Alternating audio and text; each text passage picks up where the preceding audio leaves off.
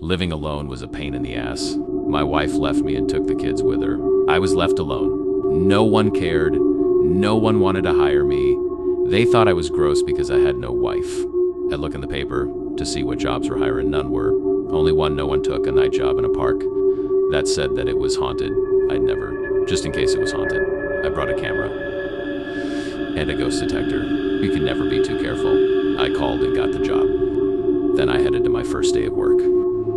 The reason people said it was haunted because there may have been kids that went missing. But that was 19 years ago. When I got to the park, it was quite dark. I couldn't see anything. Only my car's headlights were lighting up the road. The forest looked a little scary, but I was not frightened.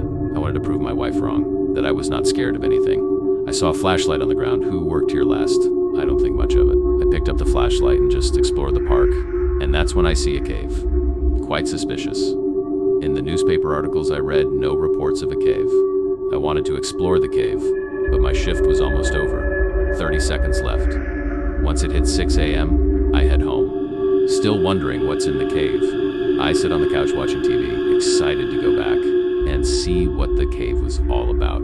I go to my next day of work on the 18th of February, 1895. I was heading towards the cave when I heard a weird scream, and I was curious.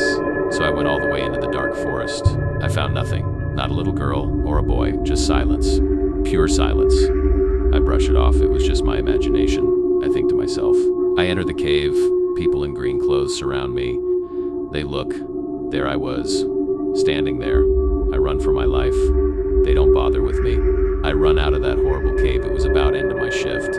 I had to head home to the missus. I work part-time jobs during the day. I had nothing else to do. I ask a coworker of mine if they've ever heard of the park. He says he loved going there before it was temporarily closed because of the missing kids. Then he asked about what home was like. He knew somehow. I was in and out of numerous foster homes, most in California, because a lot of the people there said I was born in a hospital there. Then a month or two later, I was dropped off at an orphanage. Living in an orphanage wasn't all that bad. I got to do anything I wanted. No school, no one telling you what to do. Paradise. Life to me was paradise. I was 22 at this time, and I was a good man. I was what people call the teacher's pet in my school days. I was the one to remind the teacher about the pop quiz he forgot about, or the one who would tattle on the one kid who would look at that one emo girl's test. No one liked me too much. You don't even know. He never talked to me again after that. Then when I was going to clock out, I heard the boss talking to the same employee, saying something about him not being on time or something. Then I heard the manager's classic "you're fired" speech again, like with the last one. Then he came to me. I was nervous about what he would say, but to my surprise, he gave me a promotion. He moved me to Employee of the Month. This was an improvement to my levels. I'd like to see my ex-wife now. Then it was 11 o'clock. I headed out, said goodbye to my boss and thanked him for that promotion, and went to the park to look for more scary things. Being an orphan is something lots dream of. Getting away from their parents sounds like a dream, but growing up not knowing who your parents are is awful. I arrive for my third night shift and I go into the cave. I had to be smart. I sneak around the cultist and I see the bat. He had pink fur, which made him look like a pig. Really big wings the size of a monster truck tire. It then yelled at Screech. I had to act fast. I'd take cover. I had a gun on me. I started to shoot. That did nothing. Then I passed out.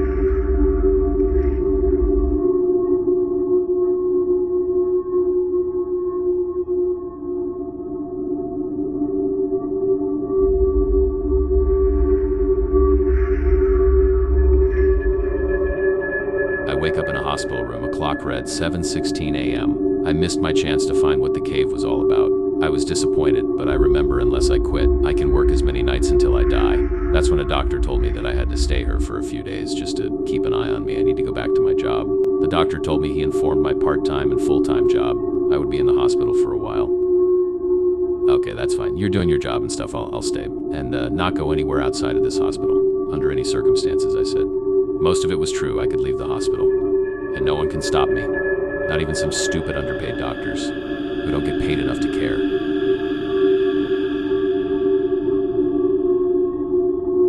I could leave, but I didn't. I was scared that that bat would come. I was also scared of what the doctors would do if I left the hospital. But there was going to be a big snowstorm. It was going to be bad, really bad. I was in my hospital bed at 1 in the morning when I saw a silhouette of a bat. I pray that it's just my imagination, but the bat kept flying closer and closer to the hospital. I hit the nurse button, but no one answered. praying to God that someone would hear me. I wake up in my house. It was all just a dream. Time for my third night. I hear strange noises left and right. My anxiety kicks in and my heartbeat is faster than normal. I fear for my life. Very thing is suddenly a blur. And then I run out of the park, screaming like I was in the ring. In the morning, I quit my job and go to Spain. Well, I just asked him for a break from it all. He said if I wanted to quit, he could be happy to assist me. So I did. 17 years later, I'm now 43. I turn on the TV, go right to the news, and the reporter says that the 4 missing kids were never found. And if you find their bodies, it doesn't matter if they're dead or alive. The police will give you $40,000 in cash. With money like that, I could use that to buy a whole burger shop. I think to myself. You go back to the forest to find no one there. No one cares about the kids' safety. I find a big cave. Not that stupid Bat's cave. There's where I found all the kids sleeping.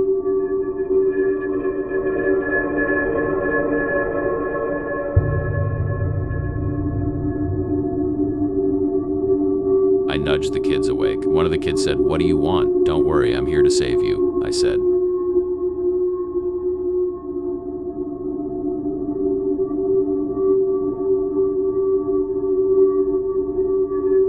"Come on," I said, "we gotta go. You kids are in danger. Let's go to the police station." "Why?" the kids asked. Because I'm a grown-up," I said. "And you always listen to grown-ups," I said. "No." "Well, you got us there," the kids said. Their hands were tied. They had to come. It took an hour, but we made it back to the station. Everyone there was shocked to the bone. "How are the kids still alive?" the chief asked. "I have absolutely no idea," I said.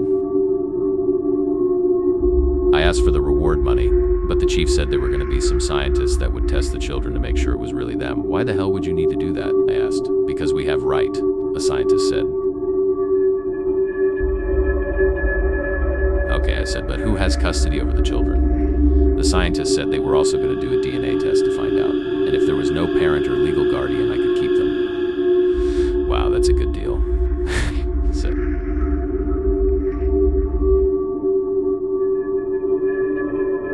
I've been living alone for the past 15 years. I was a left-hand orphanage once I was a baby. My parents didn't even bother to leave me at the hospital. I could use some company.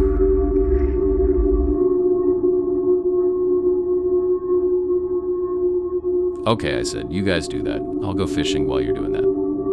"You like fishing," a scientist said. "Is that a problem?" I asked. "No, I just love to fish," the doctor said. "But I need to stay here. I'm trying to get a catch when the hospital calls me." The doctor said that there's parents that the kids have, but they were believed to be dead. "Any legal guardians?" I asked. The doctor checked the records. I could hear him over the phone. "No, sadly," the doctor said in disappointment. "I guess you get to keep them," he said. I do a little happy dance in my head. Then out of the corner of my eye, I see a deer standing on its hind legs. It opened the back door. Now I'm scared. The deer comes closer and closer, then I run out of the door. The deer runs fast, but I run faster. I guess what Mr. Bull taught in gym paid off. I run to the airport and get a ticket to fly to the other side of the world. Keeping me safe. For now.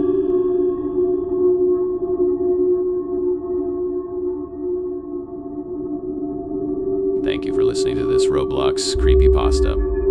If you enjoyed, make sure to like and subscribe, and leave a hype because that's a feature.